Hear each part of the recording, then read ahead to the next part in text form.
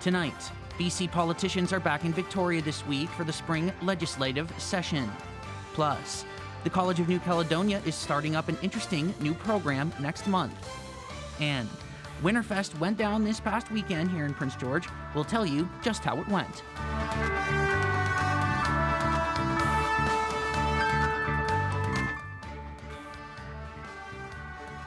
Good evening, I'm Eddie Huband and welcome to CKPG News. Our top story tonight, the new session of the legislature kicked off today in Victoria with the throne speech, a speech that outlines the government's priorities for the next legislative session. Adam Burles reports.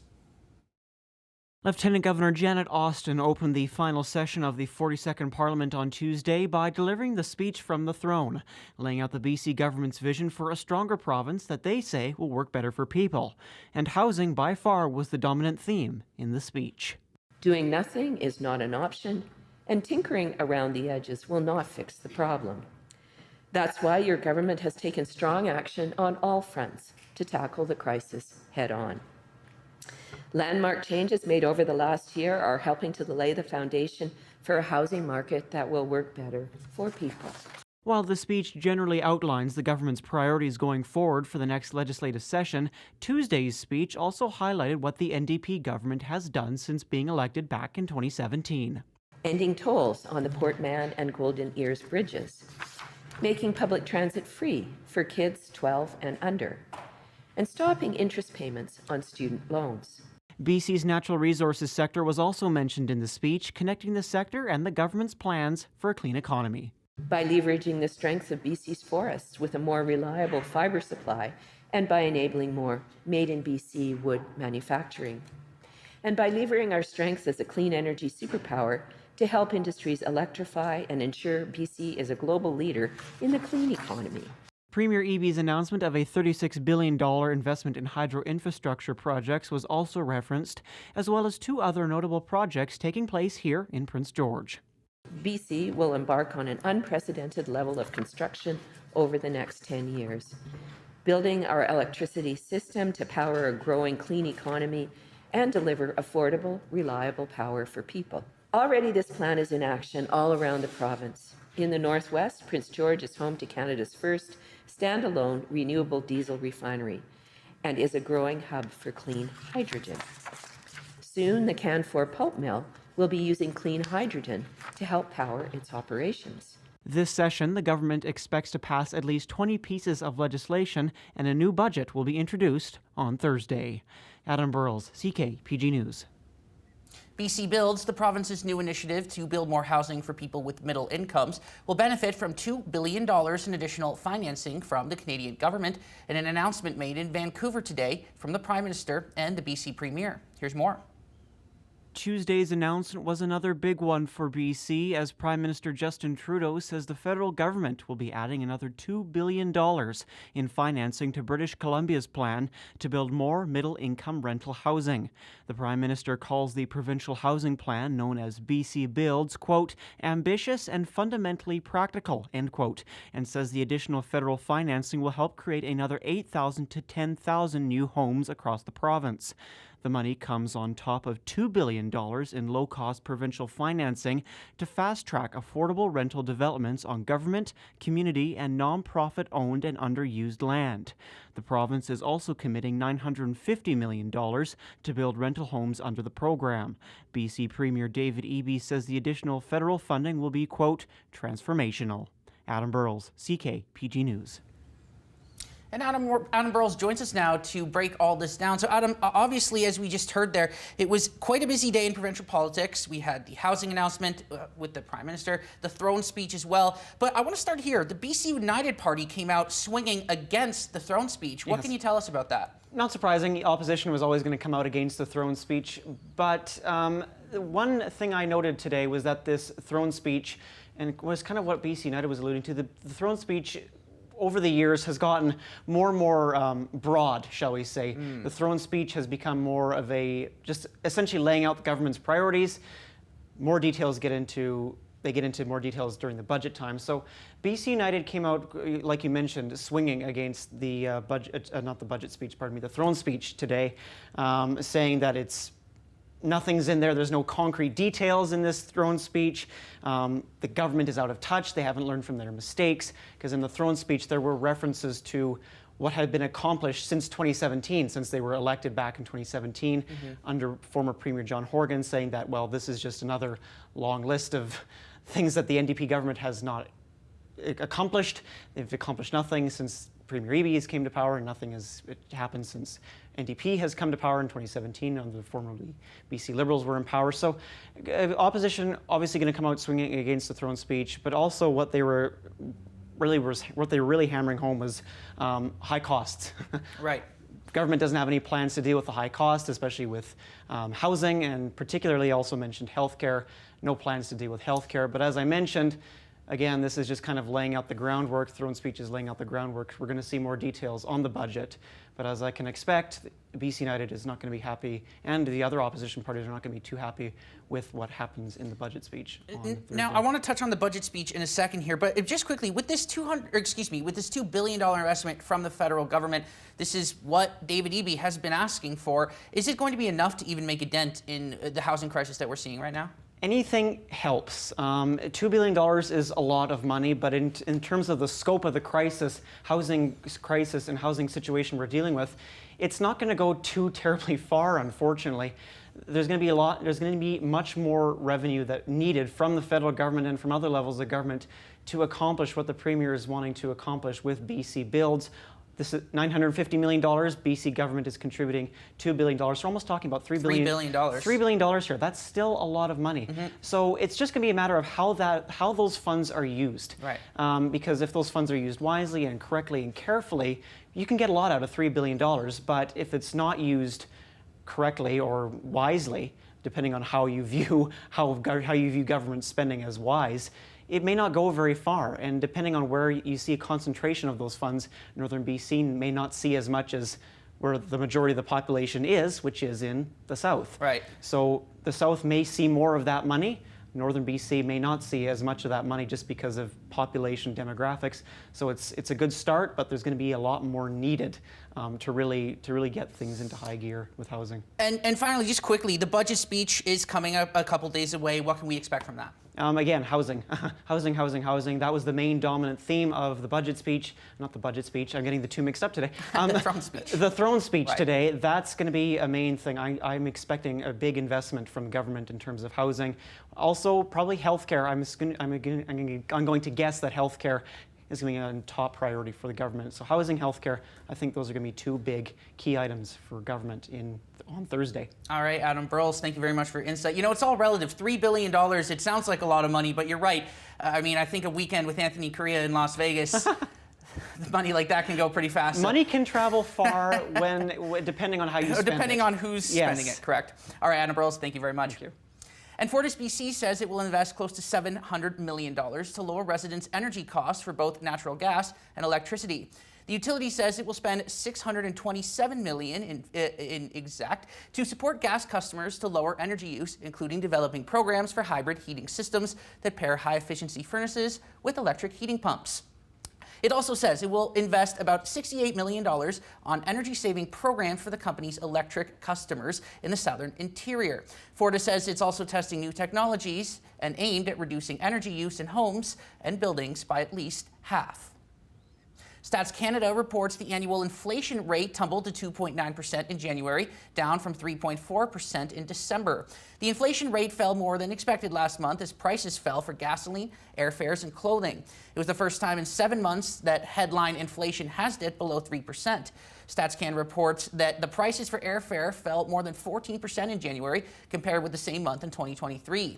BMO chief economist Douglas Porter says the report was a very pleasant surprise, but he wants to see another month or two below 3% before he really starts rejoicing.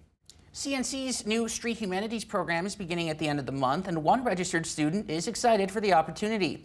Saying it was always a dream of hers to go to post-secondary school, Rosita Corona Martinez can't wait to get started and pursue the education she's always wanted. At 27, she says she didn't think there were opportunities for her to get into post-secondary school, but her mentors helped her get here, thinking about her future before eventually telling her about the Street Humanities program. She's looking forward to specific classes like Indigenous Studies, but overall is just excited to have a chance to be a college student and see how she can grow from the experience.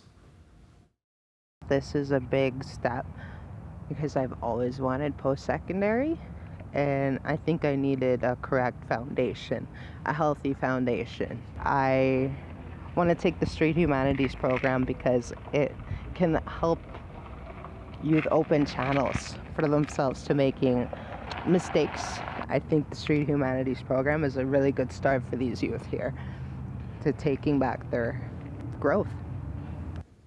Theatre Northwest has made their productions more accessible to people in wheelchairs with the addition of new chairs in the front row. The chairs have doubled the theatre's capacity from 9 wheelchair users per performance all the way to 19. The freestanding chairs are able to be removed from the wall, which allows them to create wheelchair spaces all along the front row or comfortably seats a wheelchair user with their mobile companions. Theatre Northwest looks to increase their accessibility features as they continue to meet the needs of the community. Accessible to as many people as possible. We noticed Theatre Northwest has just acquired wheelchair accessible seating across the entire front row. This is really exciting for us and was made possible by IRAN and also BC Gaming. Without those two organizations, this absolutely would not be taking place inside of our space. It's hugely important for us as an organization and community to make sure as much as possible is accessible to as many people as possible. we noticed over the past couple years that more and more people in wheelchairs were coming to our relaxed performances specifically, and we had a couple times last season where more people wanted to come and who needed wheelchair accessible seating than what we could provide. The next project is hand railings. This is something that we need in a space with stairs. It's really complicated, of course, because we have aisles with seats on either side and you can't just run a railing all the way up. So hand railings is the next piece. The annual WinterFest took place on Saturday, and as usual, it was a great way to enjoy your weekend with some games, some s'more contests, and more. Tommy Osborne was there to show us some of the highlights. WinterFest was as busy and energetic as ever, and one of the highlights was definitely the beautiful ice sculptures. Leading the way is head ice sculptor Peter Vogelaar, who's been doing this for more than 20 years. It's a very detailed process, but he actually starts with a chainsaw to get the shape set up before fine-tuning it with chisels and other tools. When there's a big sculpture, he says he welds ice blocks together using water. While he's been in the business for decades, he says the work never gets old.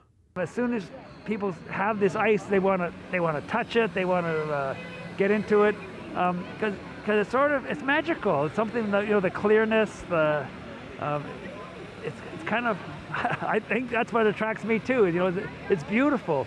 For me, just basically taking something so simple as frozen water and turning it into art, that's fun for me. The sculptures were just one of many things to enjoy at Winterfest, as there was also street hockey with the Prince George Cougars, a s'more contest, a pancake breakfast at the Legion, and more. At the literal center of all of it was, of course, the mini railway, always a fan favorite. It's a great day, the sun is out. It is winter, but we are heating things up here at City Hall Veterans Plaza in downtown Prince George. Winterfest itself is always a blast, but Van Mook added it has the additional benefit of helping promote and support local business. We really want people to come downtown and see how great our local businesses are in our downtown, and again, make a day of it. So here is some family fun right here at downtown Winterfest, but you can also visit the amazing businesses that we have in our downtown.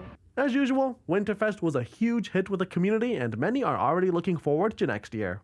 Tommy Osborne, CKPG News.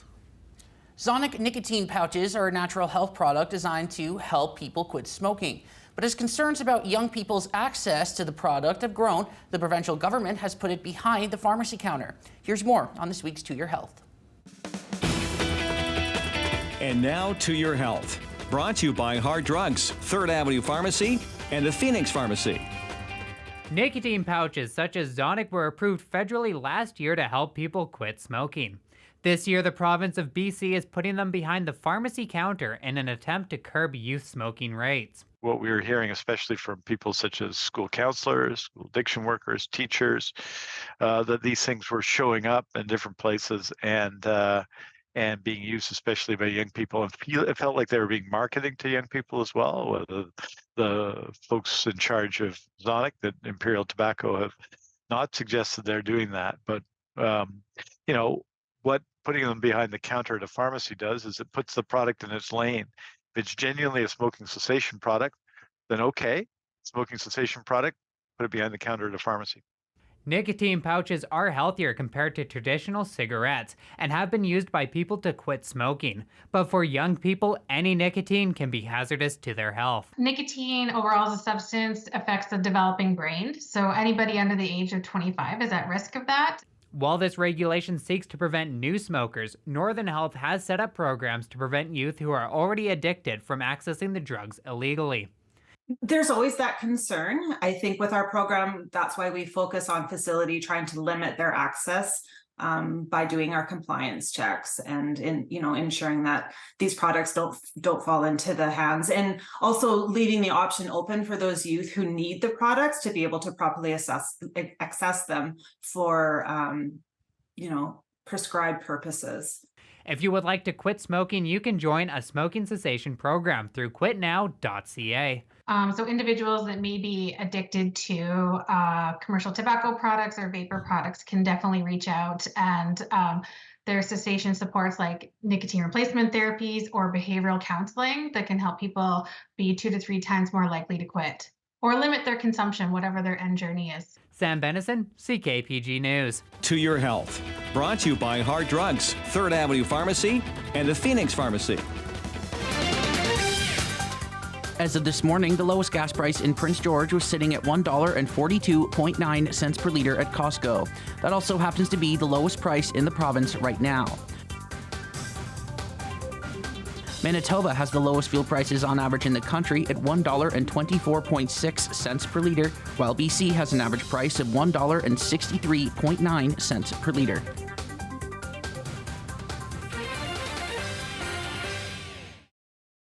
CKPG Sports is delivered by Domino's. Feed your team tonight with a delicious mix and match combo. Chicken, pizza, pasta, or dessert for just $8.99 per item.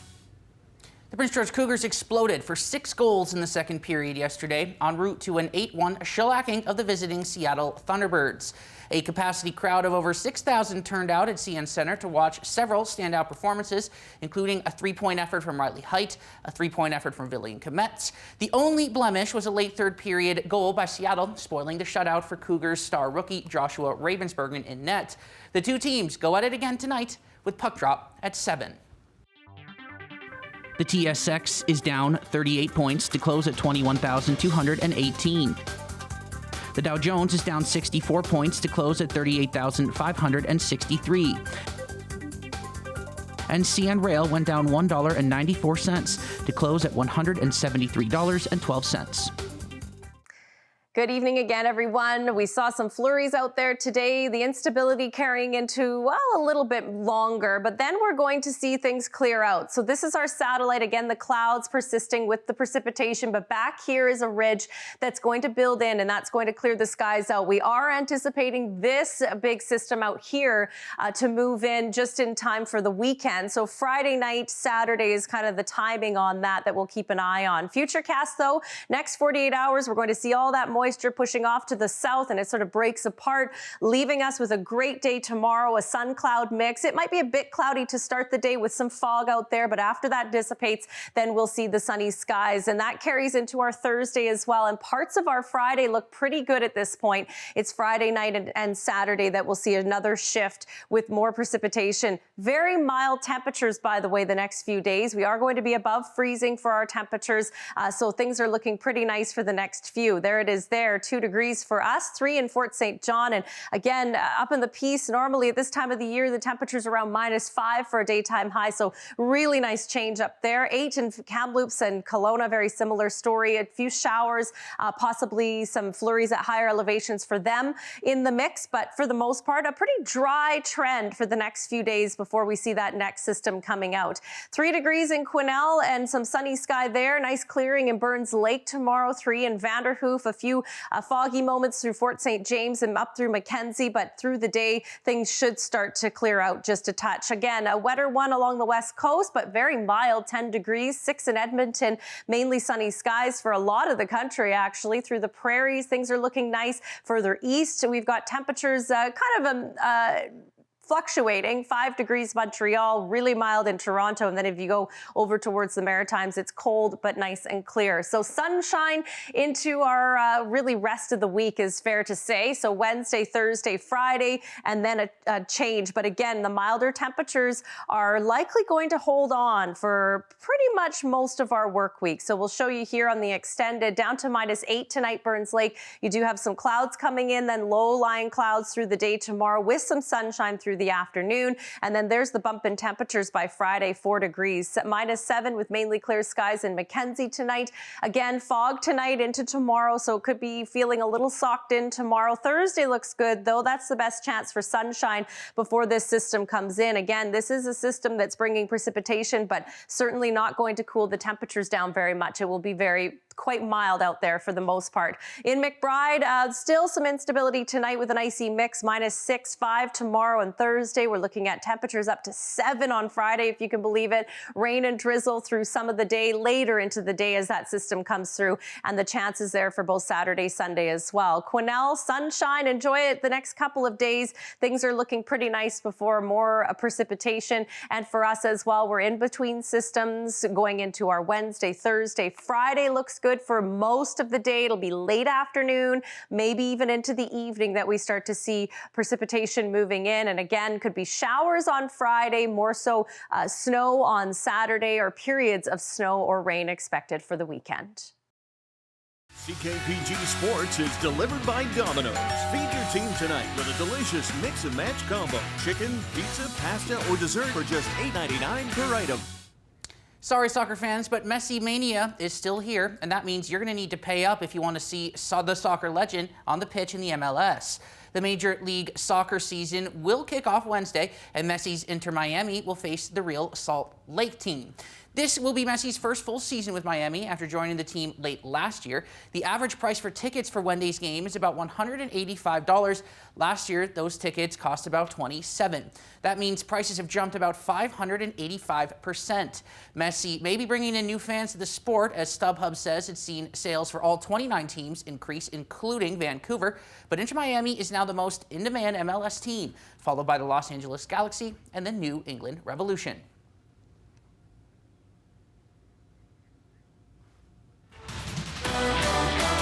Let's kick things off with the Canadian kid from Kitchener. Charging right, deflected by Adebayo, stolen by Murray. One man to beat. Murray goes up, throws it down, and the foul. Oh, nasty stuff from Jamal Murray with some contact and a chance for a three. Jamal Murray did it all himself and got the and one with the two-handed dunk. A little trickery is always fun. Steal by Ricky, good anticipation. Got a big break. He's got KG trailing.